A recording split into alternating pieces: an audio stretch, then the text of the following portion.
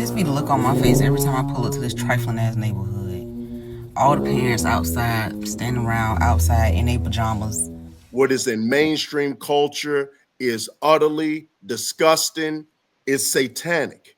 Even an atheistic country like China will ban this degenerate, type of music on every level, glorifying drugs, promiscuity, every negative file.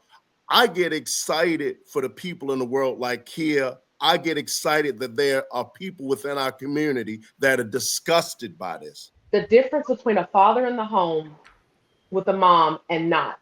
And the reason why I say men is because if we're thinking biblically, you're the head.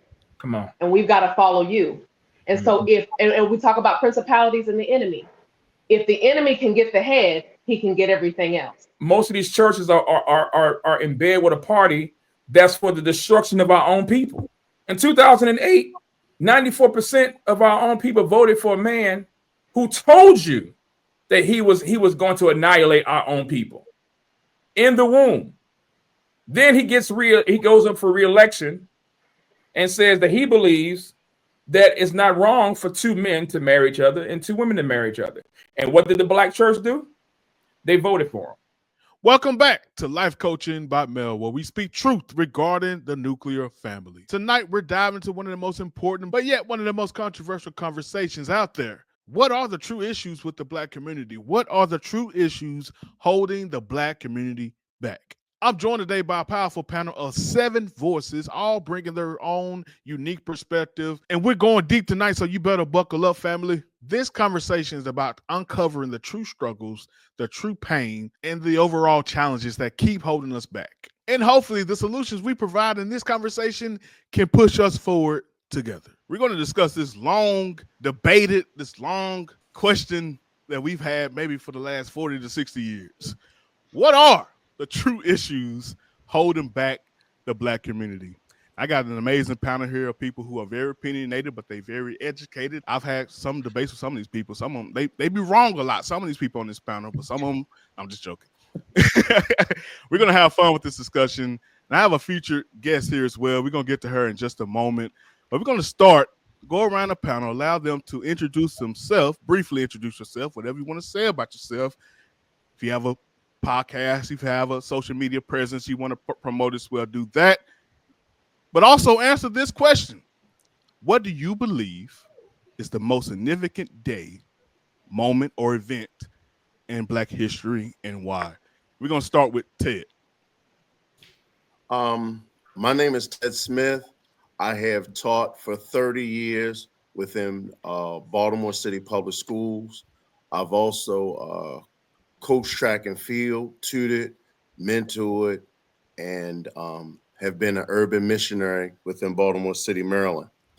I believe that the most significant day or time is there's a YouTube video. It is entitled "Black People Really Had Their Own Land, Government, and Military After the Civil War." And these were Black Christians that separated from white folks and were self-sufficient. And they did for self, and they separated from the oppressor, and they rejected the oppressor's ways. And I think that typified it.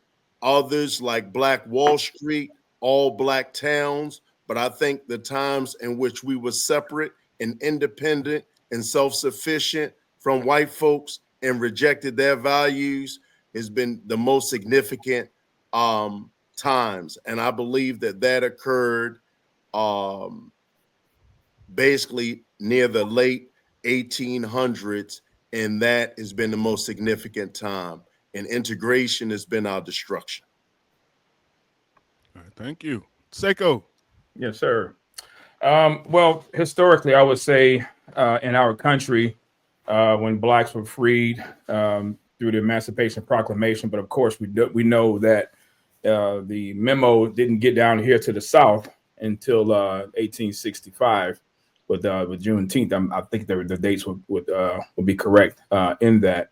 from slavery. Of course, there were struggles that we face as a people in this country, but I would say that those are two of the most significant dates in our country as a people that we can probably refer back to. But this does not mean that we do not still have struggles in our country. But I do believe that our struggles that we have now are self-induced more than it is the white man oppressing us. All right, thank you, Bridget. Hello, I am Bridget Cunningham. I'm an author, and I work in real estate as a acquisitions manager. I think one of the most significant dates in Black history would be the Martin Luther King "I Have a Dream" speech, because it gave us all hope. It gave Black people a lot of hope. And I think that's when things started changing, mindset started changing. Thank you, Byron. Yeah, hey, I'm Byron. A little bit about me. I dabble in everything. So got my hands in a little bit of everything.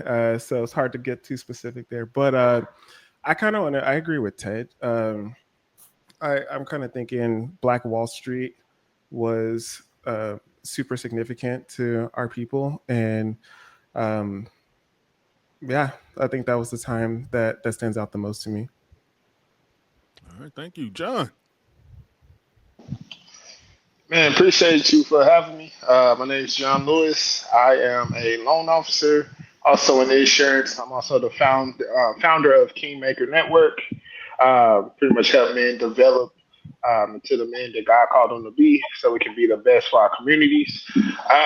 Honestly, I think we are in a historical period of time right now for us. It's a pivotal time because every one of us has access to our phones, to social media, to where we can actually learn from, the great Dr. Martin Luther King, Malcolm X, Black Wall Street, to where we can literally come together and create our future and leave a legacy for, our children and for our children's children. So I think we are in a pivotal time right now. And especially considering, our women are educated at a higher rate than anyone, and our men are, they're actually striving and thriving now compared to the 90s and the 2000s, getting educated at a higher rate than Black men are, even more active fathers than anybody. So I think this is a pivotal time right now for us to where we're going to look back 10, 15 years, and we're going to see the fruits of the seeds that are being planted from now.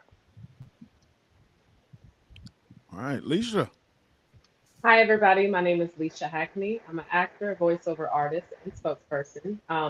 I actually took about a 5-year hiatus from Instagram, so I'm back on. So I would love to connect with you guys at Leisha Hackney. But one of the events that I would say would be Brown versus Board of Education. And if you've ever had a grandparent who cannot read or write and has to rely on people to give them information, though this wasn't perfect, this was an opportunity for us to get more access to information. And when you can get more information, you can break through limited thinking, if that makes sense. Mm.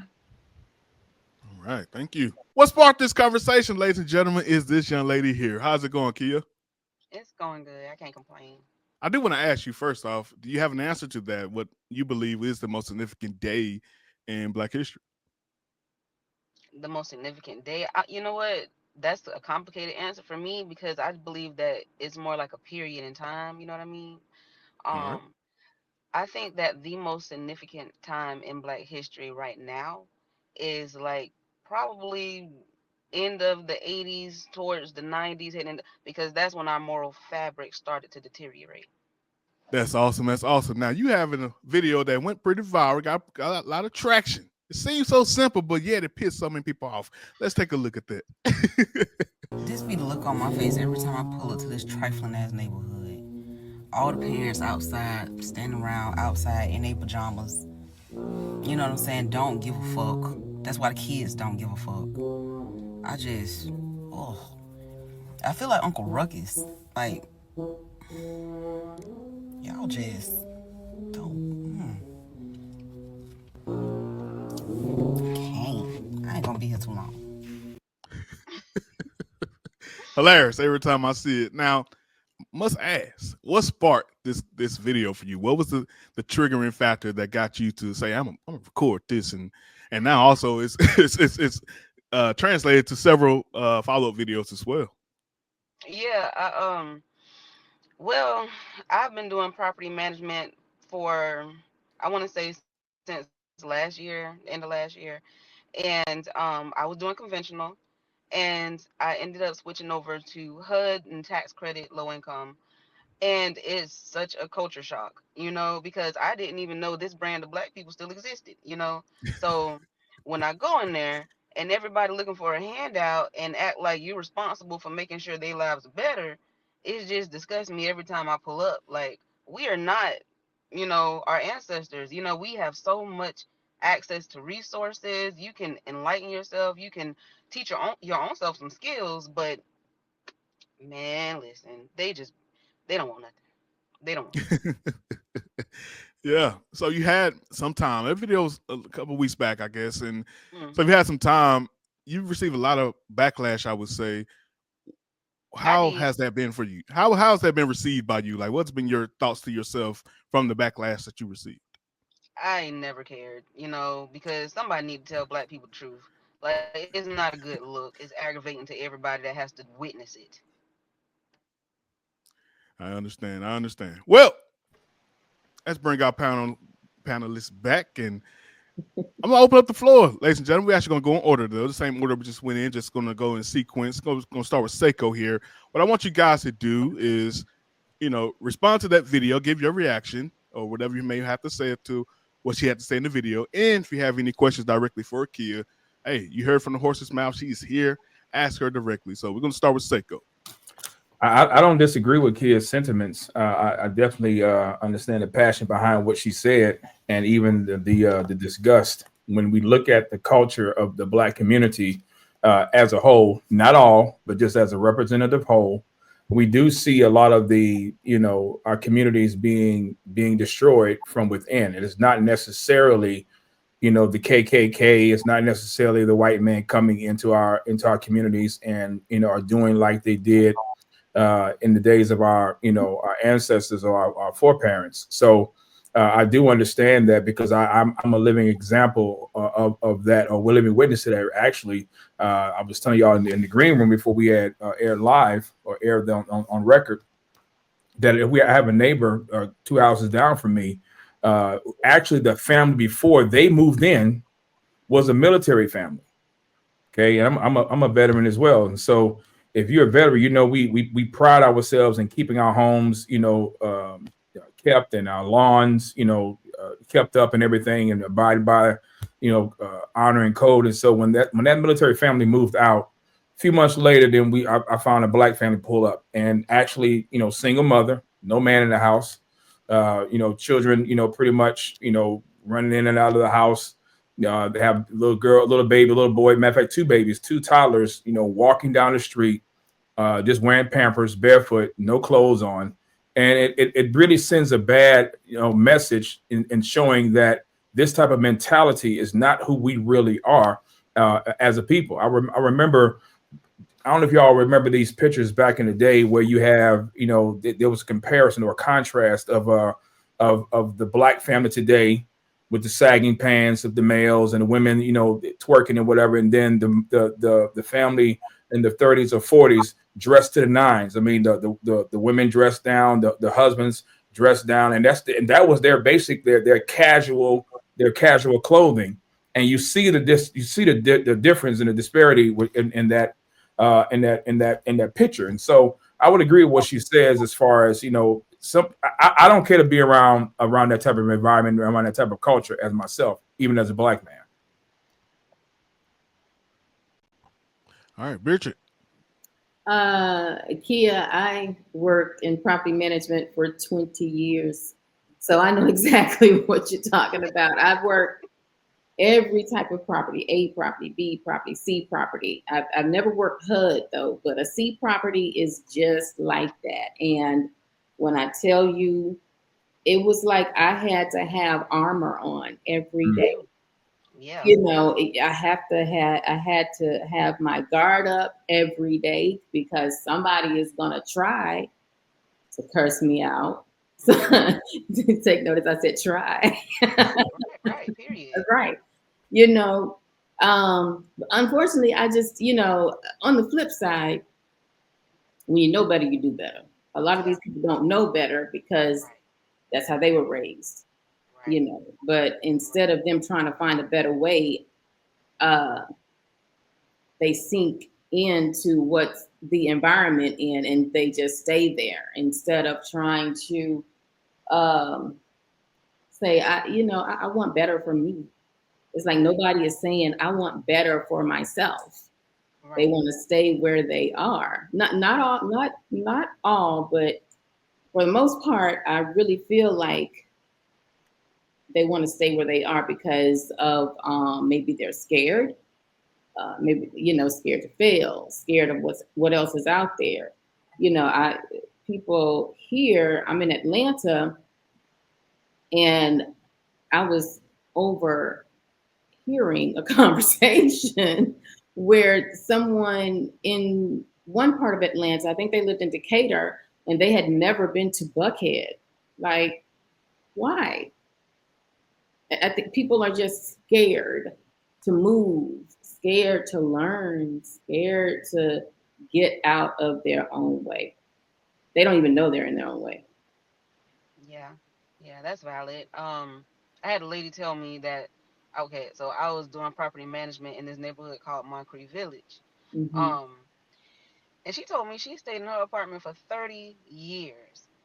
This apartment is 500 square feet. No matter if it's a 1 bedroom or a 2 bedroom, it's 500 square feet.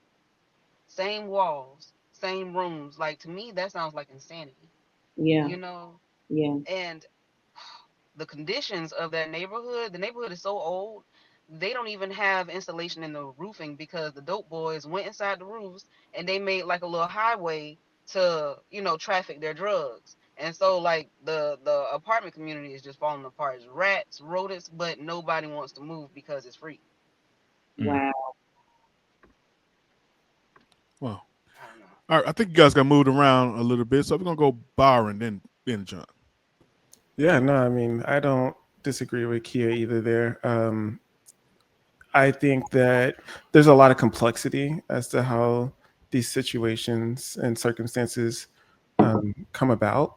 And, listening to the conversation so far, right, I think there's a lot of topics that we're already hitting on, right? Like some of these things I believe are due to there being different subcultures within our communities.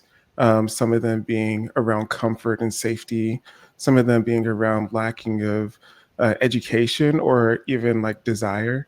And the biggest one that I think is missing, especially as we talked about briefly earlier, what's the difference, or when was that time that we really go to, or what's that time in our heads that we go to when we think about like Black excellence and when it was most significant.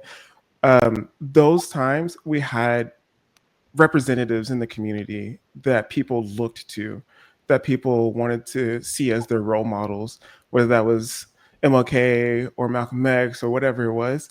Like, and I don't think that we have so much of that representation today. All right, and just put a pin. I feel the spirit of rebuttal happening, so it's gonna happen. We'll come back to it, but right for now, we're gonna get through everyone. John. Yeah. So I think the biggest thing would be a lack of identity. And if you don't know who you are, who you called to be, it's really hard for you to have a sense of pride. So you settle. And also a lack of exposure. I know personally, I grew up very impoverished. As far as with my grandma's side, I was first to go to college, but even before that, I went to school, magnet school. But the cool thing about this magnet school, it was in the middle of multiple projects. So I would every day I would be in an impoverished area, then I would get bused to this school, this magnet school, and I'm surrounded by like different projects. So I'm in school with dudes that, just got finished selling something. But then I'm also in class with someone whose parents is a lawyer, whose parents is a doctor. So they're getting the same education. So as a kid that was impoverished, to see that, hey, I could be in the classroom with this kid that's eventually became a lawyer, became a doctor, they let me know that, hey, I could be something. Then my teacher is telling me every single day that, hey, we're here in sunny South Dallas. There's so much pride, there's so much culture here. They gave me a sense of hope and identity as well, to where I didn't settle. Just because my circumstance was a certain type of way doesn't mean that this is my end all be all. So a lot of those people, you may see them, especially those youth, that's all they know. It's our job when we go into these areas to be like, hey, tell them your story if you are like me, or just give them hope by saying like, hey, this is not your end all be all, instead of kind of critiquing and judging, because a lot of them, especially the youth, they just don't know. All right, Leisha. So for me, I'm a people person. And whenever I meet people, I always approach them from a place of curiosity.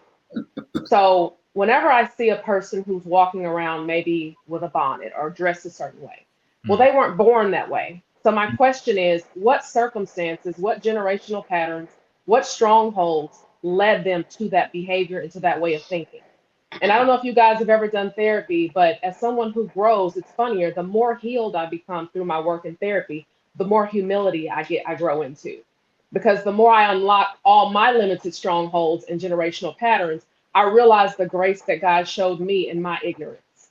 And so whenever I see a community of people like that, I often will speak life into them, even if they don't know me, and say, God, whatever limitation they have in their mind, help them to break free from that. Because if you've never broken through strongholds or patterns of thinking and behavior, it's not as easy as you think it is. And it's really easy for me to look at you and say, "Ugh, why are you wearing that?" Especially when I haven't walked in your shoes. It's funny because we did an activity today at church where we had to walk a mile in each other's shoes. And it's funny, it was a funny exercise, but when I put somebody else's shoes on that were tighter, I was like, oh, it was just a fun experience to see that, you know what, when I haven't walked in somebody's shoes, that person I'm looking at, I don't know what they went through. I don't know what abuse they went through. And so the way I approach it is a curiosity and some grace, because that's what I need all the time. And what I'm continuously getting every day. All right, Ted. Yes, I really felt and agreed with the video. Um, I guess it kind of reminded me of a Chris Rock quote. Mm. It said where he said, "I love black people, but I hate niggas." But I want to walk back from that some, because there are those of us that strive towards black excellence, and then I believe that there are spirits assigned to individuals and to cultures, and I feel that the demonic spirit assigned to black people is a spirit of nigga. And I believe that our music is satanic. What is in mainstream culture is utterly disgusting, and it's satanic. Even an atheistic country like China will ban this degenerate type of music on every level, glorifying drugs, uh promiscuity, I mean, every negative file, it is just whatever. So I get excited for the people in the world like here. I get excited that there are people within our community that are disgusted by this. There's too much that is accepted within our culture. And it is great when we can have these type of in-house truthful conversations, because many times it might happen with a black conservative that's just kowtowing to white folks. But to actually have in-house conversations like, you know what, we need to get our house in order. And I also agree with Kia in terms of when the deterioration started is when our values really deteriorated during the time period. And I believe that it happened within integration. We integrated into a wicked, satanic society. Um, and I do agree that that we still should ultimately reach out to our brothers and sisters, especially those that are younger, because they don't know any better. It's a form of mental and spiritual slavery that they're under, and we have to show them better, because if they know better, they'll do better. All right. Now, there's been a lot said there, ladies and gentlemen. Any rebuttals? There's open floor. Oh, y'all scared now. Okay. Okay. We just agree so far. Be a little nicer in my approach, but just dealing with my people all the time, they don't really respond to that. They don't respond to, oh, like, I understand when like sometimes I literally had to cuss people out to show them I love them, and I'm talking about Moncrief So Village, like them people. I really just got off the phone. I called some of my residents just to check on them, make sure they good, because I know they've been having a lot of flooding and things like that. I just transitioned over to this place called Eureka Garden, and that's like the biggest HUD property in Florida. And so I just, I love them, but it's like you guys, like, a storm is coming. You really got to prepare. I will say, can you hear me, Mel? Oh, I'm sorry. Okay. I will say you don't. My little small rebuttal is I don't feel like I need to have disgust for something in order to not think there needs to be change. And the reason why I say that is because I'm actually helping someone personally who lives in the projects right now. And I'm helping them to get out of the projects, not only in their mind, but physically. And I'm going to tell you something. When I went to that area, to the point where protective services got involved, the area was what you might say disgusting. But the person that I'm helping, the amount of things that they did not know, education on can have better, therapy to get the mind out of the project mentality, all those things. Now, had I judged, I might have counted them out. But that person's response was, thank you for not judging me and giving me the opportunity to be informed, because this is all I've seen. And so that's why for me, it'll always be compassion. And my compassion never means compliance or, in another way, being passive about it. It just means sometimes, but I like your message too, though, because like Kia was saying, some people do need to be told that way. I'm sorry. There are times in my life when I've needed to get myself together, and that message, that type of way, was what I needed at that time. And then there were other times when I needed it to be packaged a little different. So I didn't get a chance to say this when I was speaking earlier. There's a time and a place for that rhetoric. I'll say it. There is a time and place for it. Mm-hmm. That's valid. All Yeah, right. like Oh, go ahead. yeah, like to piggyback off of that, what both of the ladies were saying, it's a time and a place for everything. But I think the biggest thing that some people miss, not you guys, but some people miss, is like having that rapport so you can actually know what button to push. And I think a lot of times we know, we see that, hey, you need to do better, but have you actually gotten to know that person or build some type of rapport with them to be able to have that conversation to where they will respond in a way, like to actually compel them to move? If not, you really just speaking out your butt, and you just wasting your time at that point, you know? Mm-hmm. Yeah. Yeah. I mean, Indeed, I indeed. was in property management. I did get to know all of my residents, and a lot of them had my personal cell phone number, and I'm still in contact with a lot of them. But for the most part, a lot of them didn't want to change. They liked the way they were living. They didn't see anything wrong with it. They were comfortable.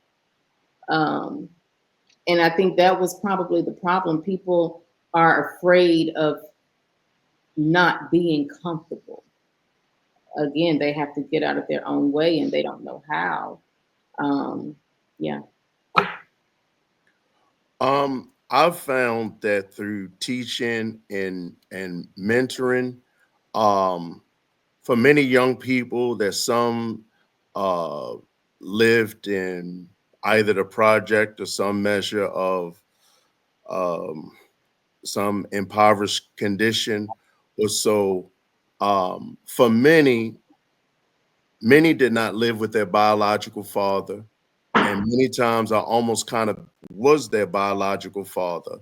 And I know in my life, my mother was the nurturer, inspirer, carer, but my father was raw.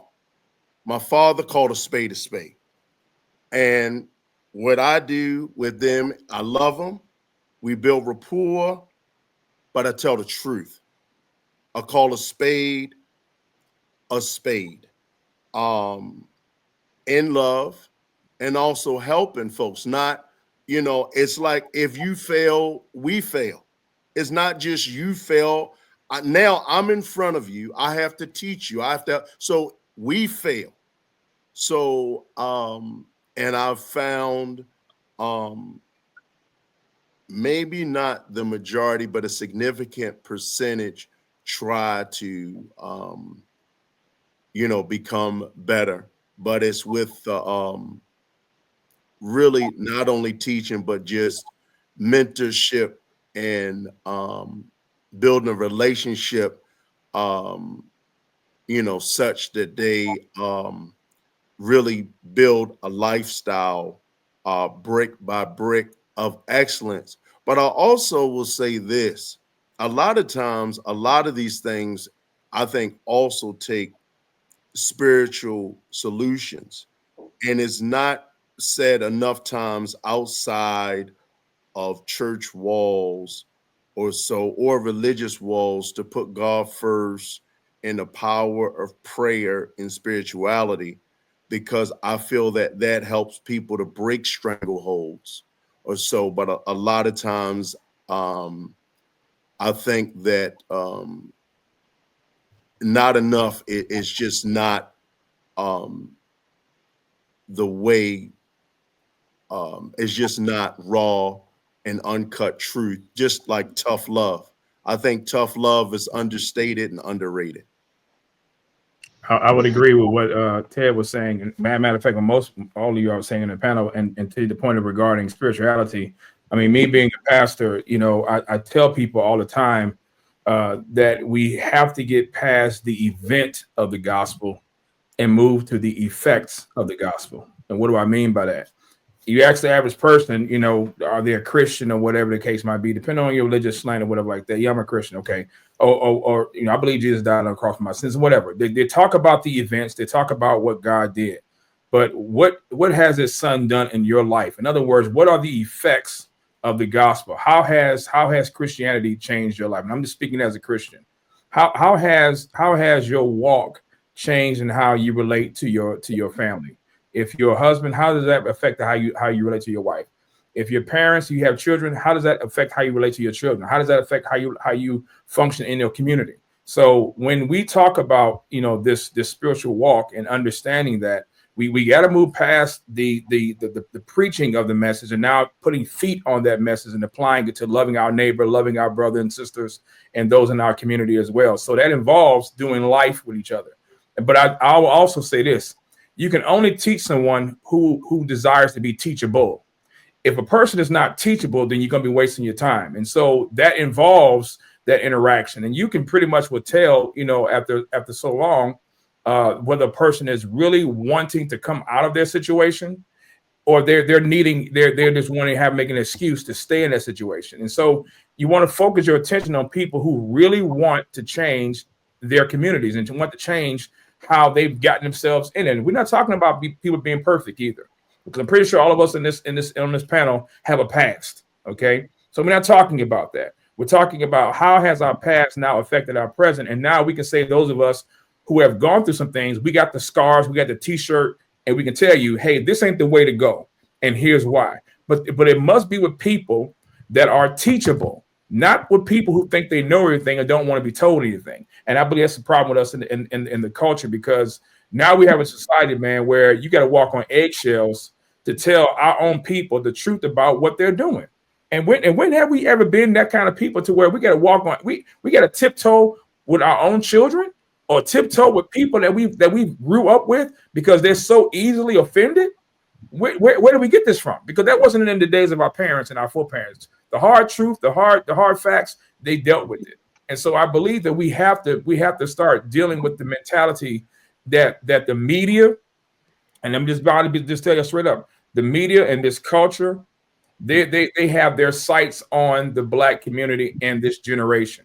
Look at the award shows. Listen, I don't even call BET gospel BET gospel. This stuff is garbage. And I'm really glad that now the BET is pulling their I think the BET hip hop awards and all that, because it's really it's degrading. And like Ted said, this stuff don't happen over in China. I went over to Dubai years ago, man. They don't tolerate this kind of stuff. They have a sense of dignity and class, and we have that as well too. Now, thank God that there's a remnant of people in our community that don't want to tolerate and refuse to tolerate mediocrity, refuse to tolerate ratchetness and this type of what they call it, black not fragility, black fatigue that they talk about now. This stuff is ridiculous. So now we have a mentality and have a culture of people who are now thinking that they're the standard by which we should be bowing down to, and they're not. They're a subculture of what we should be calling out and helping those who want to come out of that subculture to avoid. Man, I ain't gonna lie to you. I'm glad you guys brought that up. Especially, I don't want to assume, but it seems like most of us are believers. And you said something like people know the acts of Christ, but do they actually know him and to have their relationship with him? And when you have the relationship and you get your identity that's rooted in him, it sets a certain standard for you, as well as, like you said, you don't cast your pearls among swine. So you're going to go into certain spaces, but you have to be guided by the Holy Spirit and understanding that we don't wrestle against flesh and blood. That a lot of what we're dealing with now, it is a principality. There is strongholds. And this demographic that we're talking about, unfortunately, our issue as a culture, I think it's like 34% that are married. Then you go into, let's just be real. You go to a HUD facility. How many do you see that have their parents? How many do you see that actually knows both of their parents and know their father? And that's a whole nother type of stronghold that you have to go to spiritual war with. So I think we can't necessarily go and say this is just a natural issue. This is a spiritual issue. We have to be guided by the Spirit, and we do have to come together, the church and the community, because you need both. Just like therapy, like we need church resources, we need therapy resources, and we need natural resources. We need to be on one accord to where we can collaborate and give these people what they need. So it's like, okay, the church actually does care about my well-being and not just preaching to me. And I also have the resources of a therapy to where I can be conditioned to know that, hey, I'm not, my father, I'm not abandoned just because he's not here, or I'm not lesser, to really reprogram the mind with like a mentorship and discipleship to show you a better way. Like my brother said, Byron said, it's really it's a multi-layered approach, because we need each other on this one. Indeed. Now, we get into something here, because I want to answer this question. What are the true issues holding the Black community back? Now, I want to give a rebuttal as a question, because I get this all the time in my comment sections anytime I bring up the Lord. Somebody going to say, well, that's part of our biggest issue. That's the problem. We've been relying on church too much. To that, my Christians in the panel, what do you say? Depending on what you mean by church, depending on what you mean by, because I'll just say this much, most of the Black churches, and we're talking about we all Black, right? Let me see, all of us Black. Okay. Most of our Black churches, bro, is just, they're havens, man, for the prosperity gospel. They're not really focusing on the needs of the people. And how do I know that? Let me put it this way. Most churches are made up of women. And you can pretty much tell the message is catered to women by how the preacher focuses on the demographic, which is mainly women. You know, girlfriend, this is your time, girlfriend. You're gonna have this girlfriend if he walk around. And I'm saying to myself, wait. But let's deal with the fact that if they're a single mother, how did they become a single parent? Can we talk about that? Can we talk about the fact, in fact, that I'm reading this book now. Actually, I read this book. It's called The Negro Project. I would encourage all of you to get this book by Bruce Fleury called The Negro Project. And he says this, quote, "The decline of the Black family unit in the last few decades has been astonishing and stunning. Consider again the following for a moment. In the years leading up to the advent of the so-called Great Society in the mid-1960s, Black families were more intact than those in other demographic groups. Black families were more intact than other demographic groups. Black students graduated from high school in greater numbers than their white counterparts. More Black women bore children within the bounds of wedlock than white women. Fewer Blacks were in jail than members of other demographic groups." And the reason why I read that portion is because when we talk about the church and we talk about the family, we're gonna have to start dealing with sin. And most of our Black churches don't want to talk about sin, because to talk about sin, you got to deal with the pulpit before you deal with the pew. Most of these preachers out here, they out here, man. Look, they out here doing all kind of stuff with these women, and some of them doing it with men. I mean, so we got to deal with the fact that we have the issues in our community, because communities are made of families, and families are made of at home. So you look at the church. The church is an outsource of the family, or an overflow from the family. So we have to look at it in the sense where, if we're talking about these churches, what are these churches now? What are they preaching? Are they talking about accountability? And then also on top of that, because now you want to go to the political part, most of these churches are in bed with a party that's for the destruction of our own people. We don't want to talk about that. In 2008, 94% of our own people voted for a man who told you that he was going to annihilate our own people in the womb. Then he goes up for re-election and says that he believes that it's not wrong for two men to marry each other and two women to marry each other. And what did the Black church do? They voted for him.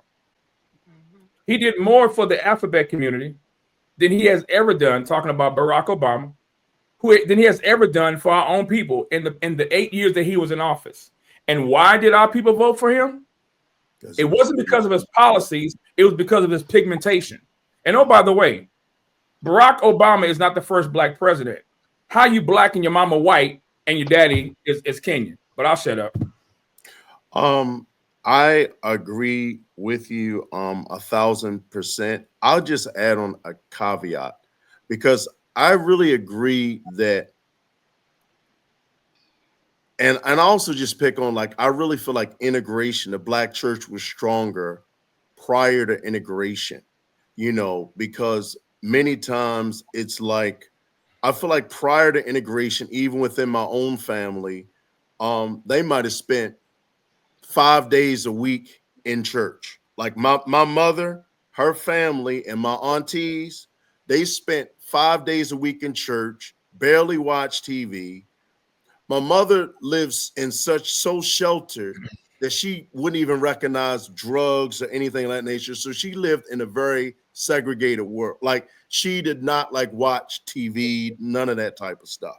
And she grew up in a family that didn't do that. So they were not just like going to church, but still worldly in their thinking. But I think that, but what I guess I don't like a lot of times is it's like the Black people shouldn't be with the Democratic Party, but then it's like the Republican Party. I mean, I feel like choose between the Democrats and Republicans is like choosing between crack and heroin. I mean, it's two parts of like a corporate bird. They're both corrupt. I mean, either people would get involved within either third parties, get involved with politics on a local level, which allows for third parties. You have more of a voice on a local level. But I think just to give two choices, that's not truly democracy. When we go to buy shoes, we don't go for two choices. When we go to buy clothes, we don't go for two choices. India, a true democracy, is like 20 to 30 political parties. And just to choose between two satanic parties is just no choice at all. It's like choosing between Lucifer or Satan. And there are a lot of things that we can do to improve our community apart from the government at all. There are a lot of things just through our involvement and through all of, through us coming together. Even if us on this panel, if we begin to just build, with like minds and begin to partner to do things on one accord and got with those in our community to do things on one accord, there's so much that we could do and implement positive change apart from the government. I will say, as someone who, like probably many of you who was born and raised in the church, I think my biggest issue with community and church was a lot of people, what I saw growing up is people use church as a band-aid. And what do we all know about a band-aid? If it's a wound, especially if it's a really bad wound, a band-aid doesn't do much for it. And so there would be real issues happening in Black households and Black communities. And we thought if I throw my Bible at it and I throw Jesus at it, then that solves it. And so we had a lot of people from my mom's generation deeply traumatized and thought, well, if I just go to the church, the Lord will take care of me. But God also gave us people here who can help us work through those things. Right. And so to me, I don't, no shade to my grandmother and them, because they did the best they could. Right. They did the best they could with what they had. But today, and I've also seen the church use the Bible to manipulate things. That's right. That's right. And so it's very important that you, one, know him for yourself, but two, do not, I don't know how to say this. Somebody may be able to say it better, but don't use the Bible and God as the end all be all for your issue. You can still be with God and Christ and still do the work here on earth. I guess what I'm saying is don't be so spiritually good. I know y'all heard this, that you're no earthly good. Don't be so earthly good that you're no spiritually good. It's a balance between that. Yeah.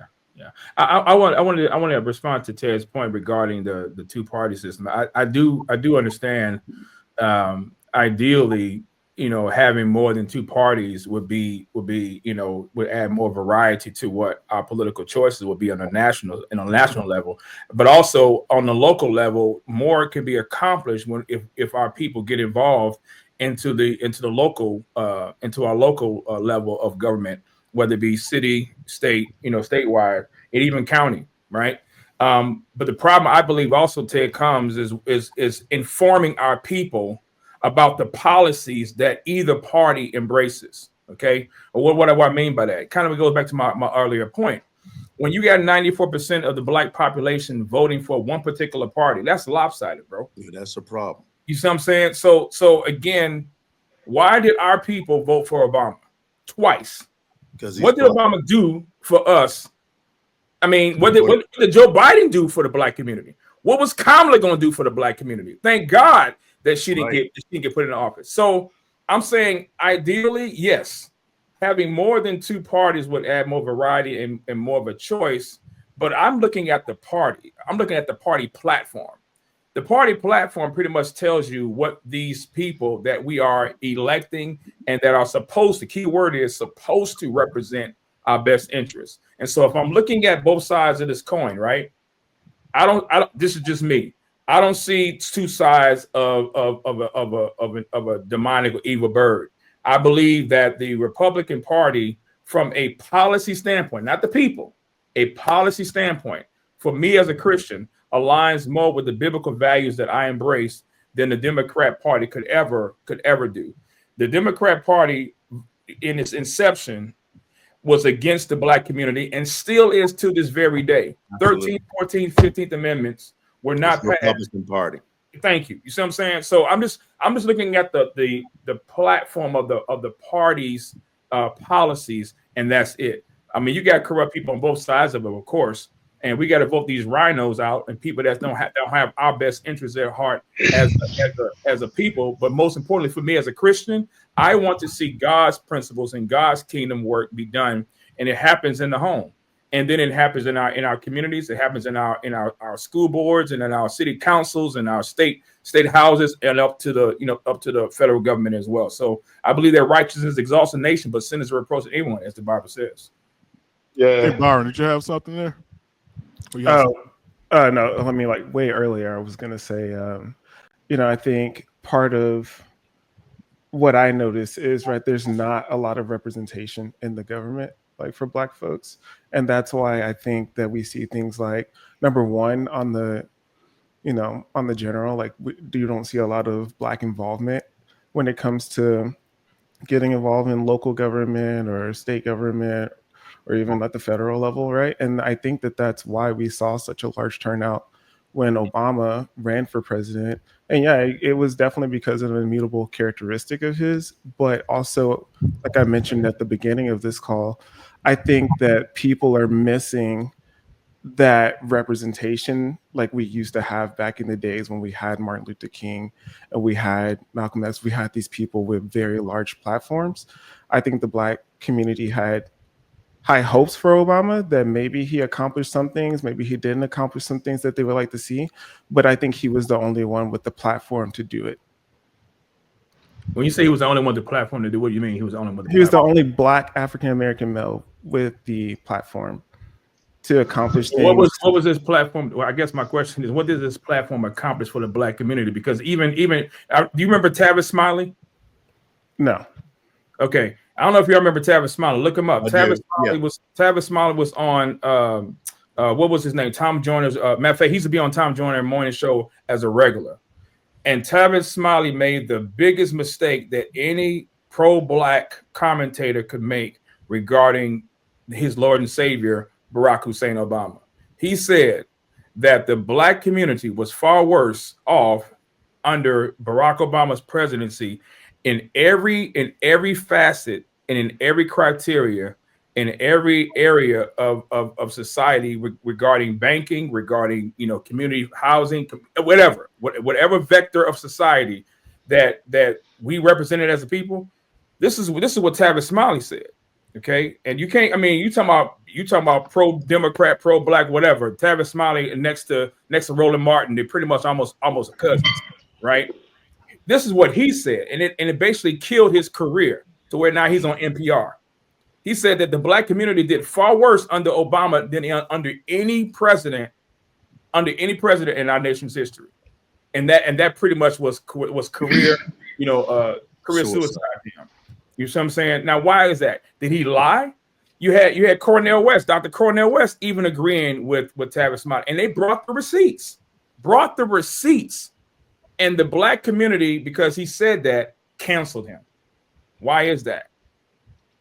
Well, it circles back around to the things you guys were saying earlier, right? Which is around accountability and how to approach certain conversations, right? Like the way in which you go about it can dictate the outcome sometimes. And perhaps that's what you saw there. Yeah, but he didn't say anything wrong. Go ahead. It's not about being right or wrong.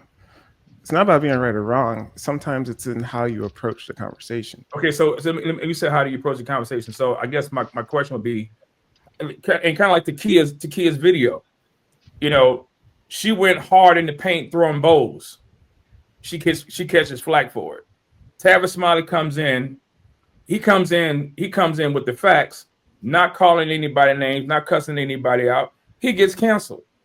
So it's like we can't win as a people when it comes to the truth, and until or unless we are willing to just deal with the cold hard facts as a people. As a culture, our people are dying. We're dying spiritually. We're dying socially. We're dying economically when it comes to how and what we invest our. I mean, my wife and I, we're talking about changing our diet in the foods that we eat. I mean, just look at how we even take care of ourselves as a people, man.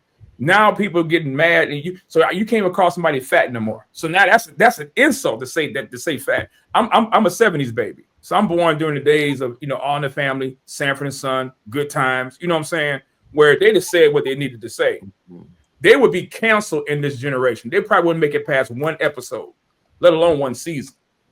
We become so hypersensitive to the truth that when people on both sides of the spectrum, whether they come in hard like Kia did, and with nothing wrong with Kia said, I understand it and feel her sentiments on that, or they come on the side of Tavis Smiley. It's like we can't win for losing. We don't want to be told the truth. And George Orwell, he once said, in a time of universal deceit, it is a revolutionary act to tell the truth. And I mean, we as a people, we hate the truth. We hate the truth. Yeah. The script. I was going to also say too, some of you guys have kind of hit on this. Also understanding the manipulation of the media and the world, because you guys are right. But I don't know about y'all, but when I talk to regular people like y'all, people that's not Hollywood, people that's not the people kind of agree on the same thing. Like when you guys talk about cancel culture, everybody's kind of like, why is everybody so sensitive? I don't know if I don't know what y'all's conversations is, but when I talk to regular people, everybody's on the same page. But in the media, that's why we have to be mindful. It's portraying men a certain way. It's portraying women a certain way. It's you're canceled if you say this. There are people who've done some pretty controversial things, but I know people who say, okay, yeah, they were wrong, but we don't agree. I think the thing I want to know is, how do we as a people take back our voice from the powers that be? That's what I'm concerned about. Yeah, I think, at least to your point, one at a time, having conversations like this and being able to, I call it barbershop style conversations where I come from, right? I'm pretty sure we grew up back in the day. You go to the barbershop, but those of us as men, when I had hair, no shade, we would go to the barbershop and they would talk about politics, culture, relationship. I mean, we got the full worldview at the barbershop, and they kept it real, right? So I believe to answer your question, we deal with it one person at a time, or in a spiritual context, discipleship, mentoring, doing life with each other. If as a man, my responsibility are those in my home, because they're the ones that's going to be going out into this world, into the society. So what they learn here is going to be carried out there. And so what they see on TV, we should have these conversations. Okay, now why you think that's cool, or why you think that's unacceptable? And so dealing with it on a one-on-one basis, I believe, and from personal experience and how I've seen it played out in real life, that is more effective than us basically just being in our little silos, right? Yeah. Because we can all agree here, right? We can all agree here, but I'm pretty sure we got family and friends that don't hold to our political views or our religious views and our positions, that we have to engage and challenge their thinking, because that's really where the battle starts. The battle starts in the mind, and it ends in the mind. Yeah, totally agree with that, man. And I don't think people read the Bible, but they don't understand it. And what you just said, you described what a stronghold is. What she was talking about, that's a principality. Right. And once we take the time, like you said, have those barbershop talks to explain to people, like, this is what the Bible means when it says we don't wrestle against flesh and blood. And relate that to, like, hey, when you see the media, when they're trying to portray a certain thing, he's the, Satan is the author of the airwaves. So it's meant to have divisiveness, and it goes into, creates a stronghold on, I don't want to be married. Black men against black women, gender wars. Then it manifests to 34% marriage. Then we have situations to where, like you guys were saying, man, people talking about, oh, we don't want church and state. But let's just be real. The reality is you can't get around it. And the greatest asset that we did have a Martin Luther King. He was of the church, but what he did was great politically for us. He allowed us to go out and integrate. And I think that's one of the things that we have to be mindful of. If we want, we got to get to the root of it. We don't, like Byron said, we don't have representation. So what we have to do, have those barbershop talks, pour into our young men and women to develop these leaders so we can send them out into the world so they can infiltrate these parties, and they can bring our culture, bring our ideologies and our doctrine, and have a positive influence within those parties so we can have representation. But The principality is to let you know that, hey, your vote doesn't matter, or what you feeling or what you thinking doesn't matter. So why would we get into those areas? And anything that's pro-black at this point, like you guys were saying, if you say I'm proud of my skin, I am proud of being a black man, I am proud to be an educated woman, it's deemed as you hate everybody else. But Right. we have to, speak life over us and teach our own, like, our identity, not only just personally, but we need to teach them the identity in Christ. Because if we learn like what true biblical principles is, it's one thing to say, oh yeah, Jesus died for me, Come on. but do you actually know the word?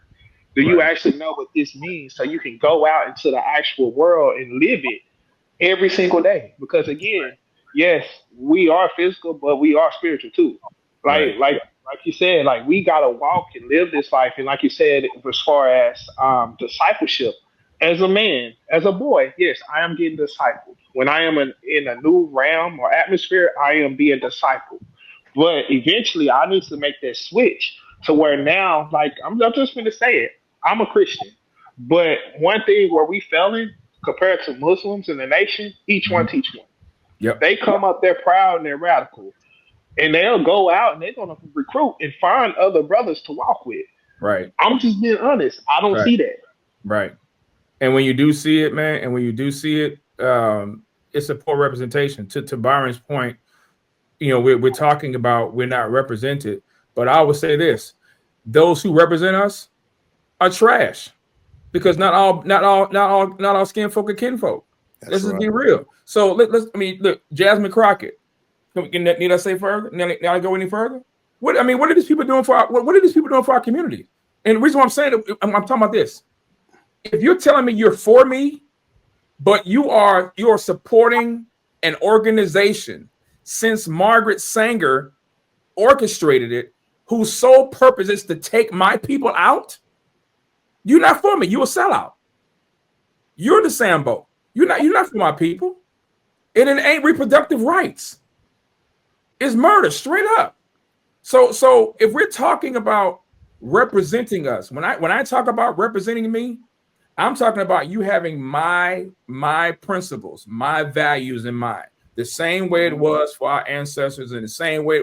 How is it, man? Listen, how is it that our people went through hell, going through slavery, going through Reconstructionism, going through Jim Crow, and the black family was more intact then with little to nothing, and we got everything at our fingertips, and our morality is straight trash, it's straight garbage.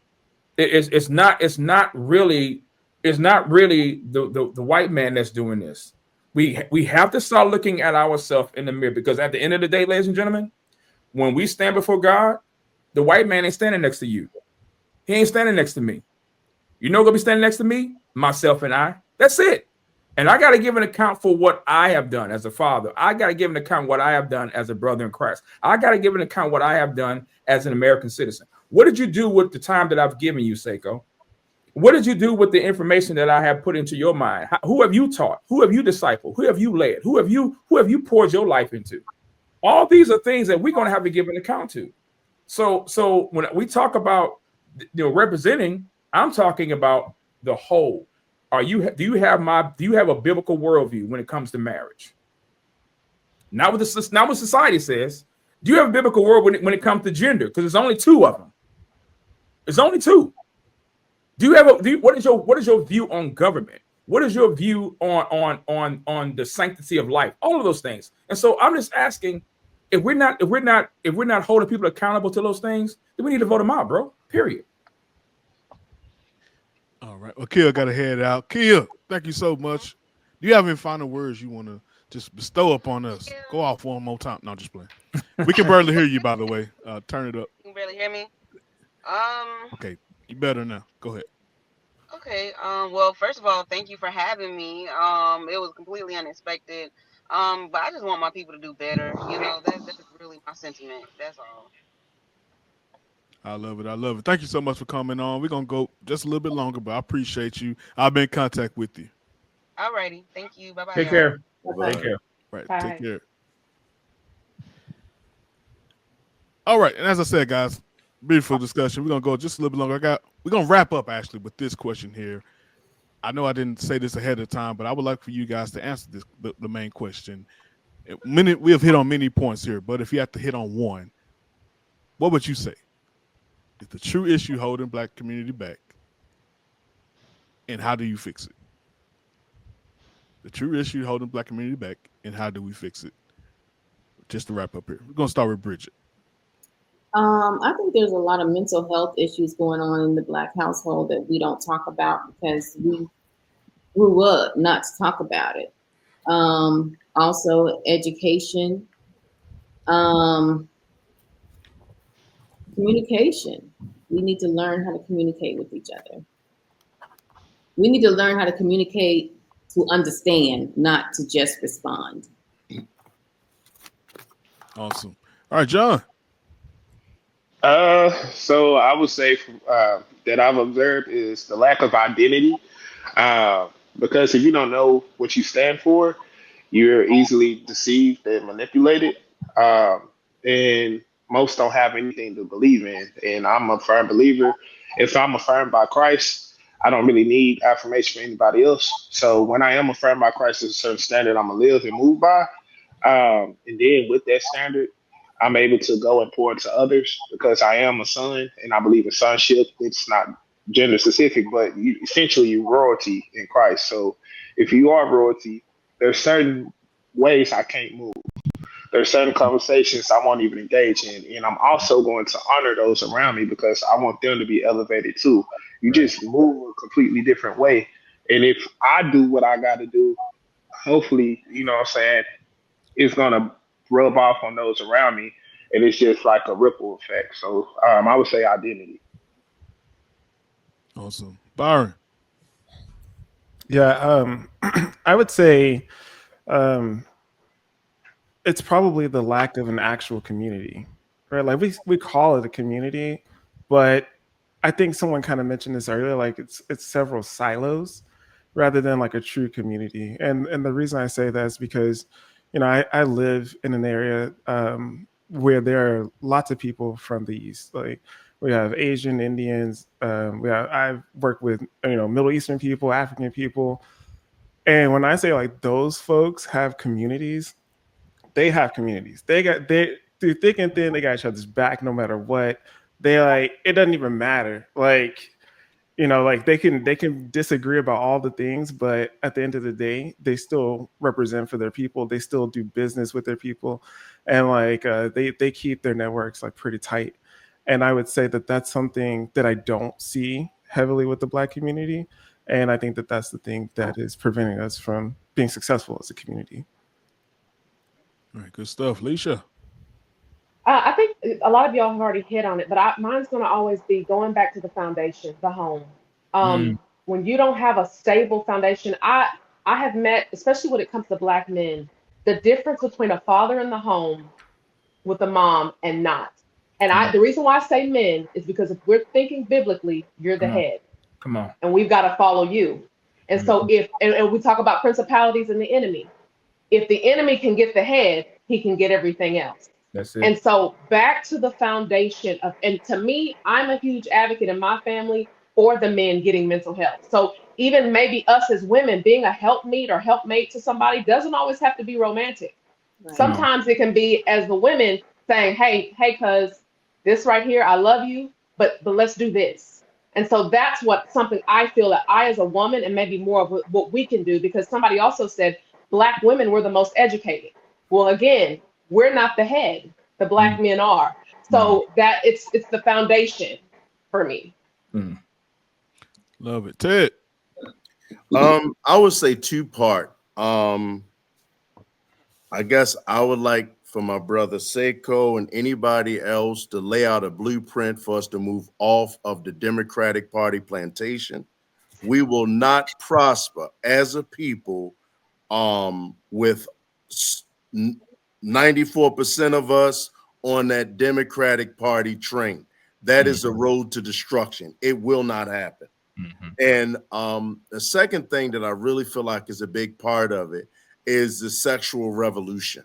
Mm. We used to have a higher morality in our community than our white counterparts. Mm-hmm. And now it appears like we have the lowest morality on the planet. You know, men and women don't connect from the neck up; it's from the waist down, and it's just a low vibration. It's low level. It's lust. It's the complete opposite of any type of family values, and it's just you cannot have anti-family values and prosper as a people. It's never happened historically ever. Yeah. All right, Seiko. Well, to Ted's point, I mean, to answer your question, the solution is, I believe, is because of the lack of the fear of God is why we have all these problems. And the reason why I say that is because the Bible says the fear of the Lord is the beginning of wisdom. Well, the wisdom is the application of knowledge.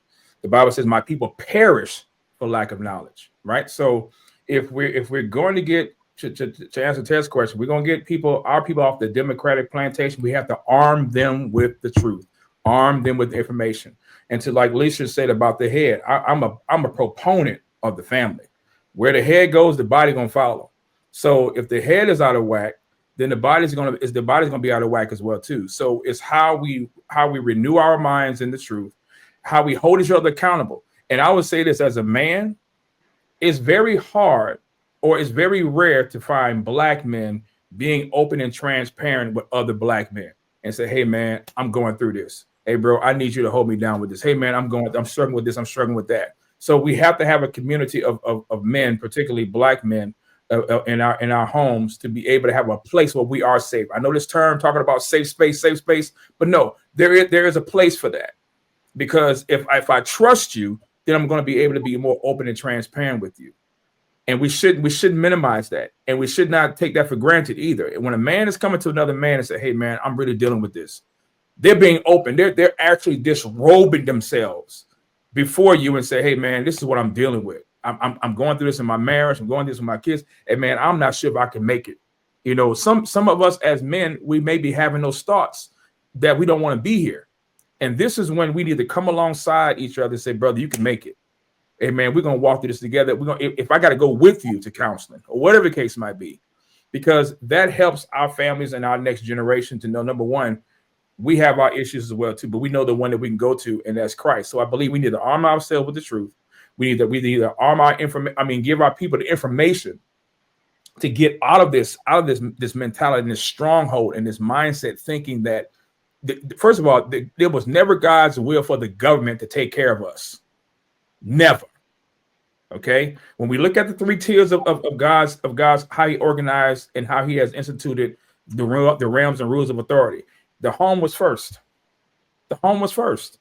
That's the husband, the wife, and the children. That constitutes the home. Then it became the church. That's the second circle of accountability. The church is made up of families.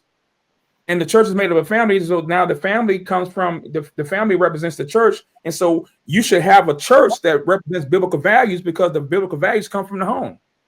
And if you have the home intact and the church intact, then you move to the state, which is the government. It was never God's will intent for the government to give us health insurance. It was God's intent and his purpose for us to take care of each other. Now, I ain't got anything against private insurance or even, but if we're talking about or having people thinking that it's the government's role and responsibility to take care of us and give us health care and give us food, no. We got too much of the government involved in our life as it is anyway. And so it should be us as a people saying, "Hey, we want to incorporate biblical values and biblical worldview and how we need to arm our people with the truth so they can get out of this plantation called the Democrat Party." But don't get it twisted. Even if you go to the other side, you hold them accountable as well too.